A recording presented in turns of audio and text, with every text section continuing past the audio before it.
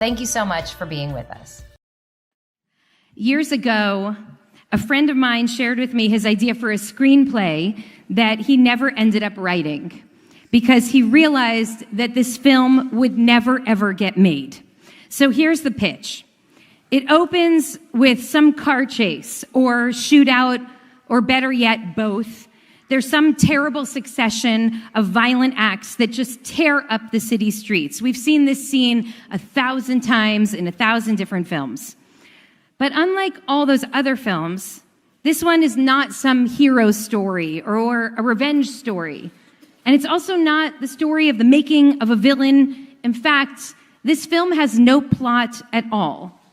Instead, what the rest of the movie would do after that first scene is probe every victim, every extra, every witness, every NPC to map the full impact of the trauma from this violent event on the rest of all of their lives. The sleeplessness, the addiction, the survivor guilt, the family dysfunction, the depression and dysregulation, the fear and nightmares and anxiety that followed every single one of those people for many years to come. This would be the brutally honest, deeply unsexy story that follows the story. So maybe you can see why he never ended up writing it and why he was probably right that it wasn't fit for the big screen. This movie would be very simply a testament to the truth that with every act of violence, there are profound, sometimes invisible, often generational wounds. Who has the time and who has the emotional bandwidth to hear that story? Well, Parshat Haye Sarah, which we read today, is an exploration of precisely those wounds. The way that one act of violence, or in this case, one act of near violence, the almost slaughter of Isaac by his father Abraham on Har HaMoriah, on an altar to God, sent shockwaves and reverberative trauma through every single party that was involved. The way that heartache broke our founding family. Both Avraham and Sarah die in this story that follows the story. The parsha begins with Sarah's death, and it ends with Avraham's. Sarah dies in the very first verse. Her life was 100 years and 20 years and 7 years. Those were the years of Sarah's life. While the rabbis are loath to admit that Sarah and Avraham suffered from any marital challenges, the fact is that Sarah dies alone in Hebron. At least a few days of rugged travel on camel or foot from her husband Avraham, who is back in Beersheba. It seems that when Avraham snuck out early that morning with his firewood and his knife and his son, their son, Sarah left. In a world of three options, freeze, fight, or flight, Sarah fled. She left their home, tried to escape her marriage to a man who had twice handed her over to foreign men in order to save himself, and now seemed perfectly willing to kill their son too. Isaac, of course, doesn't die on that mountain, but even his proximity to death, Rashi says, caused Sarah a great shock. Literally, her soul flew from her and she died. Sarah's shock, her horror over her husband's willingness to take their son's life is so penetrating, so absolute, that the fact that he does not complete the act matters almost not at all. Sarah has already lost her will to live. The trauma of that one act of near violence has completely destabilized our founding matriarch. She is undone. She dies from grief. Avraham, on the other hand, responds to the trauma of nearly committing murder with a blind urgency. As soon as he has buried Sarah, his past, he rushes toward the future. His insistence on finding Isaac a wife, continuing the line, is feverish. He marries off Isaac and then he marries again himself. Look, there he goes. 6 more children. And all of those children have children. No matter what, Just don't slow down long enough to have to reflect on or contend with or struggle with or reckon with the implications of the violence that you have wrought. And Abraham breathed his last breath. Dying old and contented, he was gathered to his kin. As if a person can outrun the trauma. As if we can outsmart the pain. Another form of flight, I imagine. It's their children, Ishmael and Yitzchak, themselves the primary victims of the trauma of their parents who insist on another way. The hint that something absolutely extraordinary has happened in our story emerges from Abraham's funeral. There they stood, two brothers, Ishmael and Isaac, burying their father in Hebron in the cave of Machpelah. How did these two boys, estranged for an entire lifetime, find their way to that graveside together on that day, and what does it mean for us today? We now know that something must have been awakened in Isaac as he lay beneath the sword. Perhaps the awareness that he was not the first whom his father had been willing to kill. He remembers, I imagine, years before when he was just a baby. He recalls that there was another brother, Ishmael, whom Abraham sent out into the wilderness. In that time, one could have only imagined that being sent away with only a cask of water and a little crust of bread was a death sentence. Something happened to Isaac that day under the sword, when by miracle he arose while his father was still busy with God, or at least an angel and a ram. Isaac ran all the way down the mountain and straight to his brother Ishmael. Now Ishmael was not close by. As you may remember, he was in Be'er Lahai, which scholars now think was somewhere near Petra in what is now Jordan. That's maybe 135 miles on foot. And most strikingly, Isaac had to pass by both Hebron, his mother's new home, and also Beersheba, his own home, in order to get there. But he's fueled by the trauma of Abraham's knife over his neck. He knows what he has to do. So he arrives. I imagine he's exhausted and scared and hopeful. Hagar and Ishmael are there. They take him in. They feed him. They hear him out. He apologizes on behalf of the family. They had been so cruel to Ishmael. And Ishmael apologizes too. He was just playing. He never meant for things to get so out of hand. Both of these boys are survivors. There's an innate understanding, a deep bond of common humanity between the two of them. Isaac stays for years. Eventually, the brothers have to part ways as Isaac arises to go meet his brother Rebekah. But it's clear that his ability to love, to really love, is rooted in this reconciliation with his estranged brother in Be'er Lahai Roi. Ishmael's love and acceptance have allowed Isaac to metabolize the trauma. He understands the preciousness and the vulnerability intrinsic to the human experience. He will never take life, his own or someone else's, for granted. He is a changed man. Years later, when their father Abraham dies, Isaac and Ishmael stand together and place earth over his body, bestowing upon him a dignity that he denied them both. Year after year, I am taken by the story of these brothers, by their insistence on swimming into the wave, refusing to deny the pain, instead of fleeing from one another, moving toward each other, trusting that healing is possible, that forgiveness is possible, that our hearts are bigger and more capacious than we even know. I feel like we are careening through this time of so much heartache and so much uncertainty. Before we even have time to process one loss, we are struck by another. And as scared as we are, the only honest response to this moment is to admit that as hard as things are, they will likely get worse before they get better. It is clear to me that now is the time to assess the tools that we have for navigating heartache, for navigating trauma and pain, and that this work will be essential to our ability to survive in these coming years. This past week, in a blaze of more than 100 rockets from Lebanon, Hezbollah struck and killed a 41-year-old mother in the Israeli town of Shfar'am.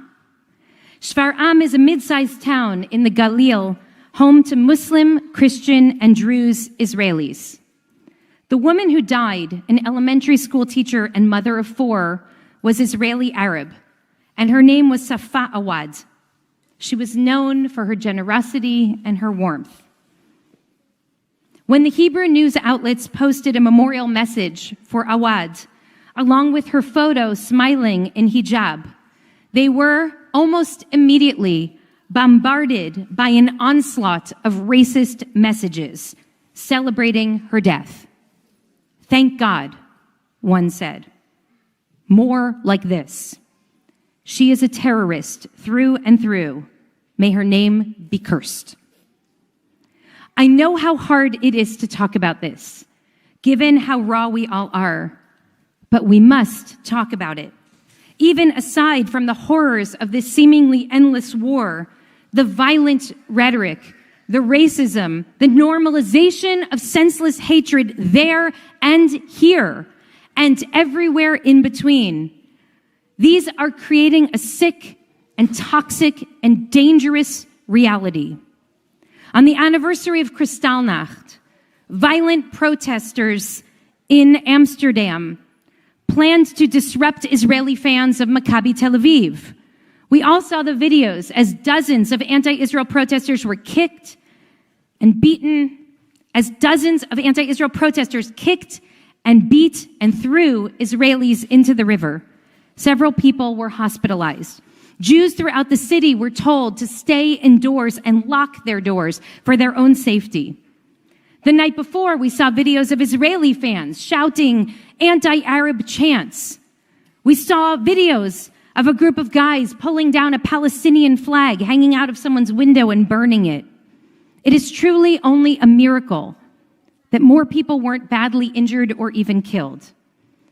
In Chicago this past week, a Palestinian man with his pregnant wife were lunged at and excoriated by a woman outraged by his sweatshirt, which simply read, Palestine. That same day, masked armed Nazis marched through Columbus, Ohio, only a week after neo-Nazis marched in front of a production of The Diary of Anne Frank in Michigan. We all know how proximate violent rhetoric is to acts of violence. We are dangerously close to a full-scale combustion. In the face of this kind of threat, I think I know what Sarah would do. She would run away and she would shut down. Try to avoid the reality, but you can't outrun hatred and racism and human cruelty. Abraham, I imagine, would try to stay the course. Don't reflect, don't rethink, bury, deny, ignore. But it's Isaac here. It's Isaac and his brother Ishmael, whom I believe we are called to emulate. In a world that is drenched in sorrow, in a time of heartache and suffering, incline toward, not away from one another.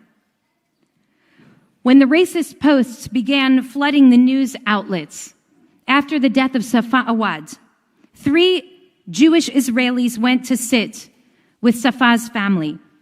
They sat in the kitchen with her sisters, and they wept, and they talked, and they listened.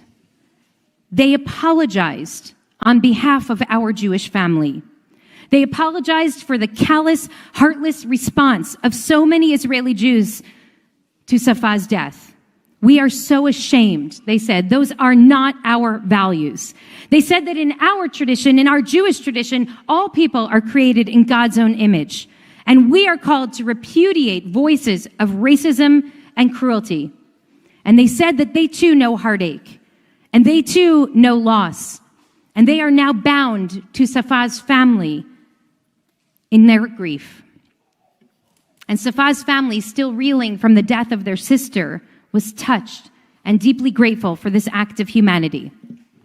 Those 3 Israeli Jews are members of Tag Meir, an organization that started in 2009 when settler extremists torched a mosque in Yasuf, a Palestinian town south of Nablus.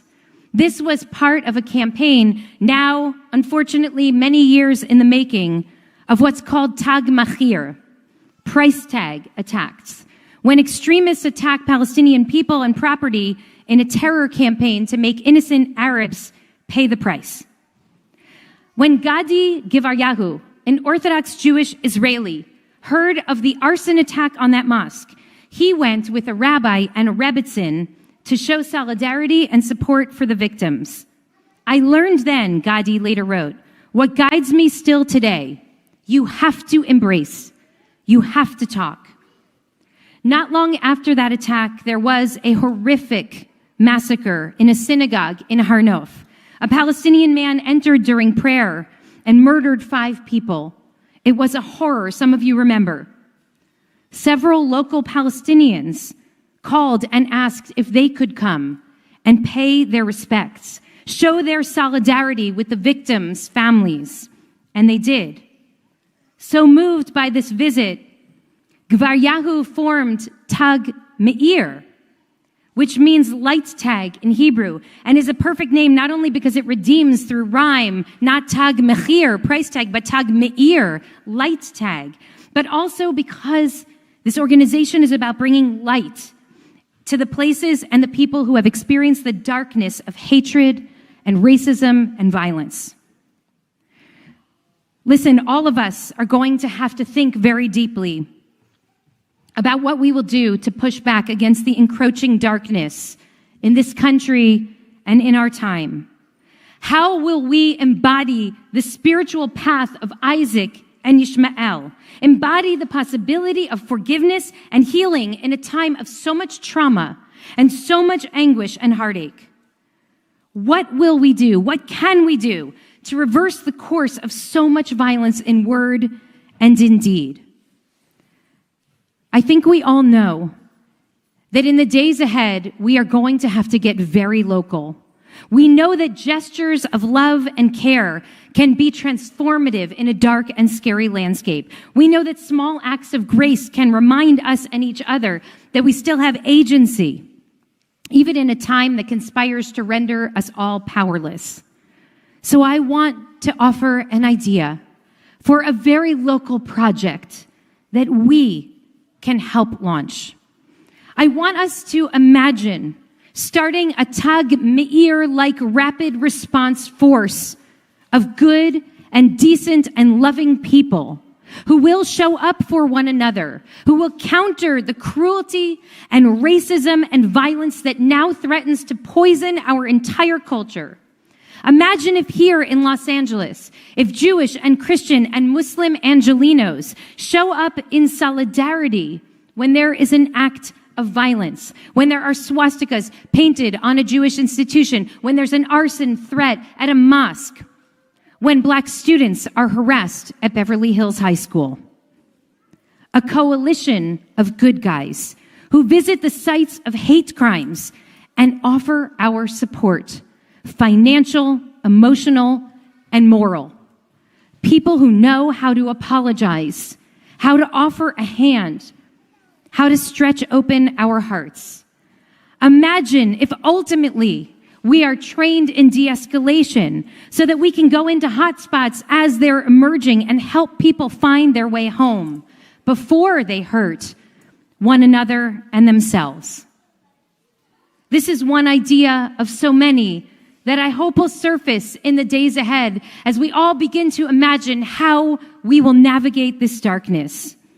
Because even when we cannot do as much as we might like to transform the main story, the big screen story, we, every single one of us, can still be part of the brutally honest, deeply unsexy story that follows the story. We can help turn that story into a story of healing, just as our ancestor Isaac and his brother Ishmael did. And that work is truly holy work. So let us do it together. Shabbat Shalom.